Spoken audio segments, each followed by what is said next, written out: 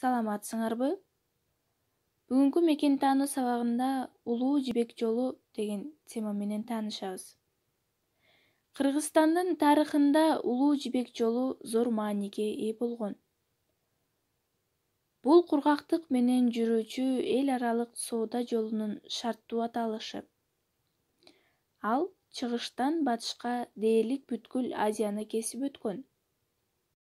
Жер ортолук деңизден Улуу Кытай дубалына чейинки 7000 километр жолду соодагерлер кербен менен 3 жылда басып өтүшкөн. Кытайдан жибек, күзгү, фаянс жана фарфор идиштерди, Византиядан асыл таштар чөгөрүлгөн алтын жасалгаларды, чыныларды жана айнек стакандар менен чөйчөктөрдү, күмүш идиштерди ташышкан. Улуу Жибек жолунда көптөгөн кербен маршруттары шартка жараша өзгөрүп турган. Чыгыштан батышка жана батыштан чыгышка кеткен негизги багыт гана мурункудай калган. Азыркы Кыргызстандын аймагы боюнча Улуу Жибек жолунун 3 тарамы өткөн. Биринчи тарамы Термезден башталып Самарканд аркылуу Алайды карай Кызыл суунун жээгин бойлоп Кашкарга чыккан.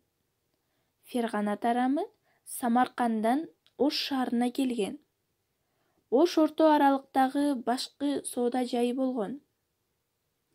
Ал жерден кербен Торугар ташуусу аркылуу Кашкарга кеткен.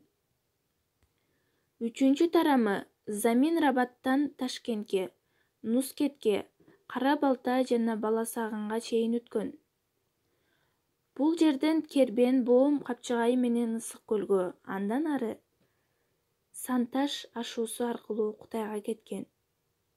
Улуу Жибек жолунун бир тарамы ошол мезгилде 6-12 кылымдарды Энесайда жашаган көчмөн кыргыздарга алып келген.